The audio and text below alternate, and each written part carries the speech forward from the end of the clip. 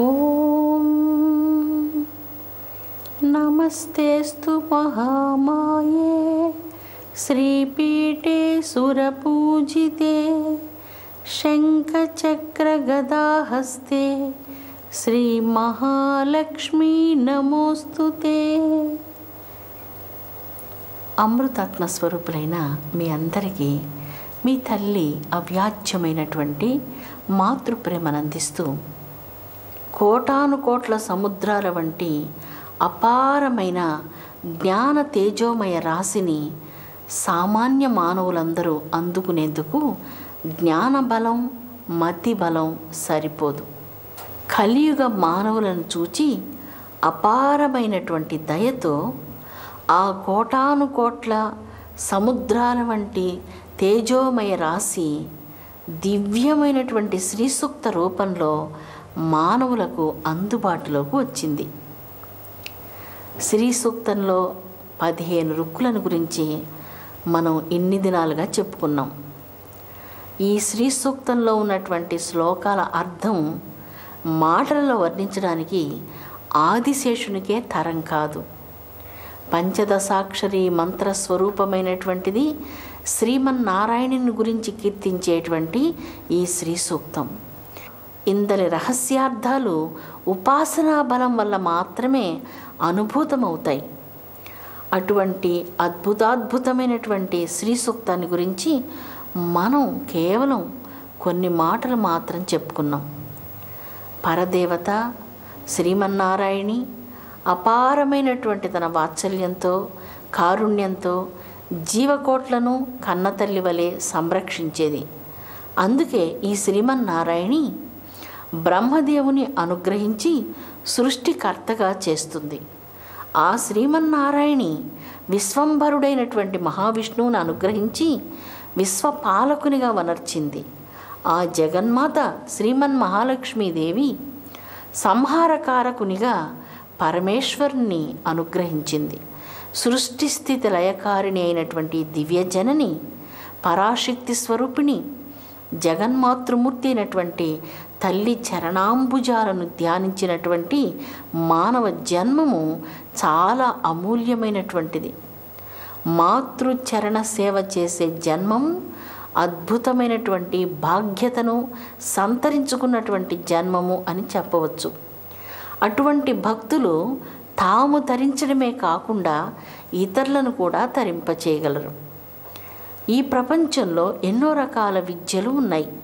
అన్ని రకాల విద్యలు ఉన్నప్పటికీ ఆత్మవిద్య, పరావిద్య, బ్రహ్మ విద్య, శ్రీ విద్యాది దేవత అయినటువంటి ఆ పరబ్రహ్మమైని ధ్యానించినప్పుడు ఆ విద్య సార్థక్యాన్ని చెంది ఫలించినటువంటి మహావృక్షాలలాగా ఫలాలతో నిండినటువంటి వృక్షంలాగా జీవితం సంపూర్ణమవుతూ ఉంది. పరిపూర్ణతే మానవ జీవిత లక్ష్యం. మానవ సమాజంలో శాంతి రావాలి అంటే మానవులు పరిపూర్ణులు కావాలి. అది ఏ శ్రీ సూక్తం మనకు సూచిస్తూ ఉన్నది. పాడ్యమి నుంచి పౌర్ణమి వరకు 16 కళలతో చంద్రబింబం ప్రకాశిస్తూ పౌర్ణమి నాడు పూర్ణత్వాన్ని సంతరించుకుంటుంది. మానవ జీవితం అమావాస్య అనేటువంటి అంధకారం నుంచి విడివడి ఒక్కొక్క కళ ఏ విధంగా చంద్రునిలో ప్రవర్ధమానమవుతూ చిట్ట చివరికి పూర్ణత్వాన్ని సంతరించుకుంటుందో అదేవిధంగా జీవులు కోటాను కోట్ల జన్మలలో ఎంత అంధకారంలో ఉన్నప్పటికీ పరబ్రహ్మమై యొక్క శ్రీకాంతులను స్మరించినంతనే, తల్లి యొక్క చరణాంబుజాలను ధ్యానించినంతనే లోపల ఉన్నటువంటి అంధకారం అంతయు నశించి పూర్ణమైనటువంటి స్వస్వరూప జ్ఞానం కలిగి మానవులు పూర్ణులవుతూ ఉన్నారు. మానవుడు పూర్ణుడు కావాలి. అసంపూర్ణత్వమైనటువంటి లక్షణాలు క్రోధం, అజ్ఞానం, ప్రాపంచికమైన కోరికలు, కామక్రోధ మదమాశ్చర్యాది అరిషడ్వర్గాలు ఉన్నంత వరకు మానవుడు పూర్ణుడు కాలేడు. ఈ పరిపూర్ణత్వాన్ని ప్రసాదించేదే శ్రీకరమైనటువంటి దివ్య తేజస్సు. ఆ శ్రీకరమైనటువంటి దివ్య తేజస్సు శ్రీ సూక్త మంత్రాలలో పొందుపరచబడి ఉన్నది. ఈ మంత్రాలను ఉపాసించినటువంటి వారికి కోటాను కోట్ల సముద్రాలంతటి అపారమైనటువంటి స్వయం తేజోమయమైనటువంటి ఆ వెలుగు స్వస్వరూప జ్ఞానాన్ని కలిగించి ఈ జగత్తు సర్వంలో పరబ్రహ్మమైని సాక్షాత్కరించుకునేటువంటి అవకాశం భక్తులకు లభిస్తుంది. ఈ శ్రీ సూక్తాన్ని ఏ భక్తులైతే జపిస్తారో శ్రీమన్నారాయణి అనగా శ్రీ సూక్తాది దేవత అయినటువంటి తల్లి వారిని అనుగ్రహించి వారి హృదయాలను కాంతి పుంజాలతో నింపివేస్తుంది. కలిమలాలన్నిటినీ ధ్వంసం చేసి సమస్త అవిద్యను, అజ్ఞానాన్ని, అహంకారాన్ని నశింపచేసే వెలుగు శ్రీ సూక్తంలో ఉన్నది. అందుకే ఈ శ్రీ సూక్తాన్ని ఎవరైతే జపిస్తారో వారి హృదయంలో జన్మజన్మల అహంకారం నశించిపోతుంది, అవిద్య పటాపంచలవుతుంది, హృదయం శాంతిమయం, జ్ఞానమయం అవుతుంది. జ్ఞానమే కదా మానవ జీవితం యొక్క గమ్యం. తాను ఆత్మస్వరూపుడు అన్నటువంటి జ్ఞానాన్ని పొందడం కోసమే మానవుడు ఈ లోకానికి విచ్చేసి ఉన్నాడు. అందుకే ఆ తత్వాన్ని అనుభూతి పొందేందుకు శ్రీ సూక్తం జీవులను ఒక్కొక్క మెట్టు ఎక్కిస్తూ అవిద్య నుంచి విద్య వంకకు, అజ్ఞానం నుంచి జ్ఞానం వంకకు నడిపిస్తూ ఉన్నది. సనాతన భారతీయ ధర్మ నిర్మాతలైనటువంటి ఋషీశ్వరులందరూ శ్రీ సూక్తంలో వర్ణించబడినటువంటి శ్రీం అన్నటువంటి దివ్య తేజస్సును దర్శించినటువంటి మహనీయులు. అందుకే ఋగ్వేదం అగ్నిమేళే పురోహితం అంటూ శ్రీ సూక్తంలో వర్ణించబడినటువంటి శ్రీంకారపు వెలుగును గురించి, వర్ణనాతీతమైనటువంటి ఆ తేజస్సును గురించి వర్ణించింది. సమస్తము అగ్నిమయ తేజస్సుతో ప్రకాశిస్తూ ఉన్నది. ఈ సకల చరాచర సృష్టికంతటికి మూలము ఆ స్వయం ప్రకాశమానమైనటువంటి తేజోమయ సువర్ణపు కాంతి. అందుకే స్వర్ణ పద్మవాసిని మహాలక్ష్మీదేవి సువర్ణ పద్మాల మాలికలను ధరించి ఉంటుంది. ఆ జగజ్జననిని కనక మహాలక్ష్మీదేవి అంటూ కీర్తిస్తాం. జగజ్జనని అయినటువంటి శ్రీమన్నారాయణి విష్ణు హృదయ నివాసిని, శ్రీపీఠంలో ఆసీనురాలై ఉంటుంది. శంఖచక్ర గదాహస్తధారిణి అయినటువంటి తల్లి ఎవరైతే తనను భజిస్తారో, ప్రార్థిస్తారో, తనను సంసేవిస్తూ ఉంటారో అటువంటి గృహాలను తల్లి ఎన్నడూ విడిచిపెట్టదు. అన్నం పరబ్రహ్మ స్వరూపం. మహాలక్ష్మీదేవి ఆశ్రయించి ఉండేటువంటి దివ్య పదార్థాలలో అన్నము, రత్నాలు, బంగారము, వెండి, పుష్పాలు, ఫలాలు, పవిత్రమైనటువంటి ఉత్తమ శీలం కలిగినటువంటి స్త్రీ, పురుషులు లక్ష్మీ తేజస్సుతో ప్రకాశిస్తూ ఉంటారు. పవిత్ర గృహాలు, ఏ గృహాలలో దైవ ఆరాధన జరుగుతూ ఉంటుందో, కలతలు కార్పణ్యాలు లేనటువంటి గృహాలు లక్ష్మీ నివాస స్థానాలు. మహాలక్ష్మీదేవి ఋషుల యందు, దేవతల యందు, సూర్య చంద్రాదుల యొక్క దివ్య తేజస్సు యందు, అగ్ని యందు ఇటువంటి దివ్య స్థానాలలో ప్రకాశిస్తూ ఉంటుంది. ధర్మం ఎక్కడ ఉంటుందో లక్ష్మి అక్కడ విరాజిల్లుతూ ఉంటుంది. అందుకే మన హృదయాలను ధర్మ తేజస్సుతో మనం నింపుకోవాలి. ధర్మ తేజో బలం బలం అన్నారు.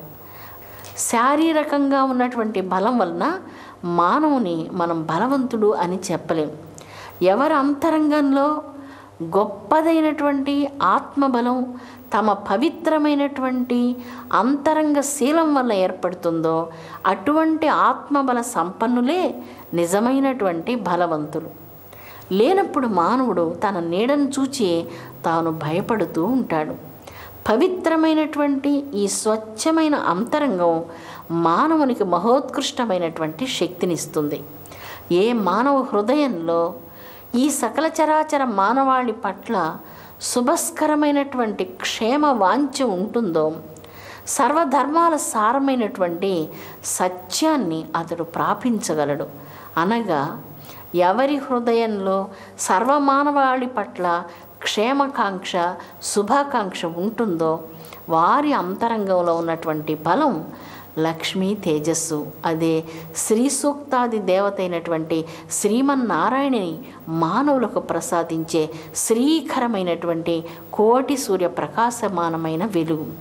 ఆ వెలుగులో స్వార్థం ఉండనేరదు, ఆ వెలుగులో అహంకారం ఉండనేరదు, ఆ వెలుగులో అశాంతి ఉండనేరదు. ఆ హృదయం స్వచ్ఛమైనటువంటిది, పాల కంటే తెల్లనిది, తేనె కంటే మధురమైనటువంటిది, వెన్నెల కంటే చల్లనైనటువంటిది, లక్ష్మీకరమైనటువంటిది. నిస్వార్థమైనటువంటి ఆ హృదయంలో నుంచి ఉద్భవించే ప్రతి ఉచ్ఛ్వాస నిశ్వాసము ఈ భూగోళాన్నే పవిత్రీకరించేంతటి శక్తివంతమైనటువంటిది. అందుకే శ్రీమన్నారాయణి క్షీరాబ్ధివాసిని విష్ణు హృదయ వాసినివై సదా మమ్ము రక్షించుమమ్మ అంటూ అమ్మను మనం భక్తితో వేడుకుందాం. జగన్మాతకు మిక్కిలి ప్రీతికరమైనటువంటి ఈ శ్రీ సూక్తాన్ని ఎవరైతే పఠిస్తారో వారి యందు అమ్మ యొక్క కృపా కటాక్షం మిక్కిలి సోకుతుంది. అటువంటి వారే గుణవంతులు, ధనవంతులు, బలవంతులు, పవిత్ర శీలవంతులు, ఉత్తమోత్తములు, మానవోత్తములు అవుతారు. అమ్మ యొక్క చల్లని చూపు సోకినంతనే సమస్తం పవిత్రవంతమవుతుంది. అమ్మ యొక్క అనుగ్రహ వీక్షణం వెనకకు మరలినంతనే సమస్తము అపవిత్రమైపోతుంది. అందుకే అమ్మ అనుగ్రహ వీక్షణం కోసం ఈ శ్రీ సూక్తాన్ని పఠించాలి. ఎప్పుడు కానీ ఏ దైవాన్ని ఆరాధించేటప్పుడు శక్తియుక్తంగా శక్తితో కూడి ఆ దైవాన్ని ఆరాధించాలంటారు. పురుష దైవాలను ఆరాధించేటప్పుడు కూడా సీతారాములు, రాధాకృష్ణులు, గౌరీ శంకరులు, పద్మావతి వెంకటేశ్వర్లు, శివశక్తులు ఇలాగా దైవాన్ని ఆరాధించవలసి ఉంటుంది. శ్రీ శక్తితో కూడినప్పుడే ఆ శక్తి మిక్కిలి పరిపూర్ణత్వాన్ని పొందుతూ ఉంది. ఎవరు ప్రతినిత్యం ఈ శ్రీ సూక్తాన్ని పఠిస్తారో వారి యందు అమ్మ యొక్క దివ్యమైనటువంటి శ్రీకరమైనటువంటి కాంతులు ప్రకాశిస్తాయి. అటువంటి వారి హృదయంలో విశుద్ధమైనటువంటి సాత్విక గుణ సంపత్తి విరాజిల్లుతుంది. అటువంటి వారే ధన్యులు, మాన్యులు, గుణవంతులు, పవిత్ర శీలవంతులు, ఉత్తమోత్తమైనటువంటి పండితులుగా సమాజంలో అందరి చేత ఆదరించబడతారు. ఆ అపారమైనటువంటి శ్రీకరమైనటువంటి జగన్మాత యొక్క దివ్య తేజస్సు గజముల యందు, అశ్వముల యందు, యజ్ఞముల యందు, యజ్ఞ మంత్రాల యందు, భూదేవి యందు, బిల్వవృక్షమునందు, తామర కమలాల యందు, కలువ పుష్పాల యందు ఇలాగ జగజ్జనని యొక్క దివ్య తేజస్సు పవిత్రమైనటువంటి ఫలాలు, పుష్పాలలో విరాజిల్లుతూ ఉంది. జగజ్జనని వేదమయి, జ్ఞానమయి, వాంగ్మయి, శాంతిమయి, జ్ఞానమయి. ఆ దివ్యజనని ప్రసాదించే అద్భుతమైనటువంటి సంపదలలో శాంతి సంపద, భక్తి సంపద, జ్ఞాన సంపద, ఈ సంపదలన్నీ కూడా సర్వోత్కృష్టమైనటువంటివి. జగన్మాత యొక్క దివ్యమైన శ్రీకరమైన తేజస్సులు సకల చరాచర బ్రహ్మాండాలంతా విరాజిల్లుతూ ఉన్నాయి. అమ్మ యొక్క దివ్య నేత్రాలు ఏ వస్తువులను స్పృశించినంత మాత్రాన్ని ఆ పవిత్రమైనటువంటివన్నీ కూడా ఆ కరుణ కమల నేత్రాల యొక్క కాంతులతో పవిత్రతను పొంది అగ్ని సదృశ్యమైనటువంటి పవిత్రతను సంతరించుకుంటూ ఉన్నాయి.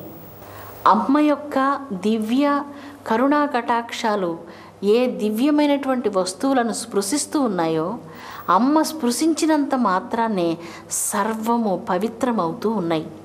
అమ్మ యొక్క వెలుగు విడిచిపెట్టినంతనే సర్వము అపవిత్రంగా మారిపోతూ ఉన్నది.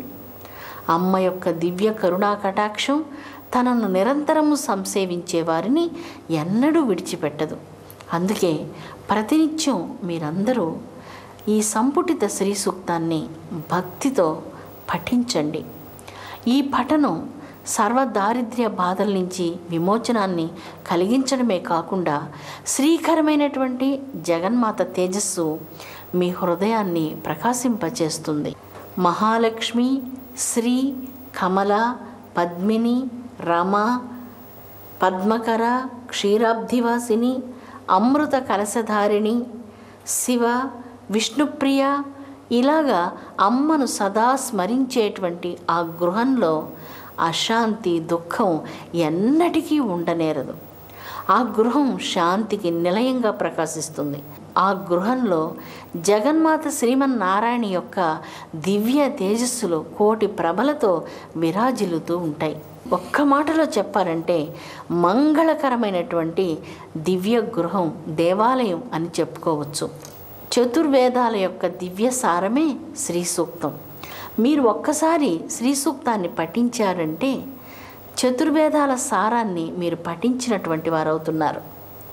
అజ్ఞానంతో కానీ, జ్ఞానంతో కానీ, భక్తితో కానీ, అభక్తితో కానీ, విశ్వాసంతో కానీ, అవిశ్వాసంతో కానీ, ఎలాగైనా సరే మీరు శ్రీ సూక్తాన్ని పఠించినంతనే సంపుటీకరణం చేయబడినటువంటి ఈ పవిత్ర మంత్రరాజ్యం మీ అంతరంగాన్ని కోటి సూర్య ప్రభామయంగా తేజస్సుతో ప్రకాశింపచేస్తుంది. యుగయుగాలుగా భారతీయ పుణ్యమూర్తులైనటువంటి దివ్య ఋషివరులు ఈ పావన మంత్రాలను పఠించి మానవ జాతి మేలు కోసం ఈ కలియుగంలో మానవ జాతికి ఒక మహాప్రసాదంగా దీన్ని అనుగ్రహించారు. శ్రీ సూక్తంలో ఉన్నటువంటి 15 దివ్య రుక్కులు పంచదశాక్షరీ మంత్ర స్వరూపంలోని దివ్య రహస్యాలు ఎన్నో ఇందులో అమరి ఉన్నాయి. మనం గత వారం కొల్హాపురి మహాలక్ష్మిని గురించి మనం చెప్పుకున్నాం. శివలింగంలో నుంచి ఉద్భవమైనటువంటి మహాలక్ష్మి సింహవాహనం మీద శంఖము, చక్రము, గదను ఇవన్నీ ధరించినటువంటి ఆ మహాలక్ష్మీదేవి యొక్క స్వరూపం ఎలా ఉంటుంది అంటే లలితా రహస్యనామ సహస్రాలలో ఈ ఒక్క దేవి యొక్క స్వరూపాన్ని ఒక మంత్రం ద్వారా వివరించి ఉన్నారు. శివశక్తైక్య రూపిణి. శివము శక్తి ఐక్యమైన రూపమే కొల్హాపురి మహాలక్ష్మీదేవి యొక్క రూపం. లలితా సహస్రనామాలలో వర్ణించబడినటువంటిది ఈ పావనమైన జగదంబ యొక్క దివ్య స్వరూపం. ఈ సంపుటిత శ్రీ సూక్తంలో ఉపాసన దివ్య మర్మాలు ఎన్నో రహస్యంగా నిక్షిప్తం చేయబడి ఉన్నాయి. అందుకే అవిశ్వాసంతో, అజ్ఞానంతో ఎలా పఠించినా సరే అమూల్యమైనటువంటి పవిత్ర ఫలాలను మానవులకు ఈ సూక్తం ప్రసాదిస్తుంది. శ్రీ సూక్తాది దేవత అయినటువంటి శ్రీమన్నారాయణి మానవ జగత్తును అనుగ్రహిస్తుంది. అనుగ్రహదాయిని అయినటువంటి అమ్మ ప్రసాదించే శాంతి శాశ్వతమైనటువంటి శాంతి. ఆ శాంతి, ఆ దివ్య శాంతి మీ అందరి గృహాల్లో విరాజిల్లాలని, మీ అందరి గృహాలు అమ్మ ప్రసాదించే సకల ఐశ్వర్య భోగభాగ్యాలతో విరాజిల్లాలని, మీ హృదయం ఆత్మజ్ఞానంతో ప్రకాశించాలని, మీ జీవితం కోటి సూర్యప్రకాశమానమైనటువంటి ఆత్మజ్ఞానంతో విరాజిల్లాలని మీ తల్లిగా హృదయపూర్వకంగా నేను కోరుకుంటూ ఉన్నాను.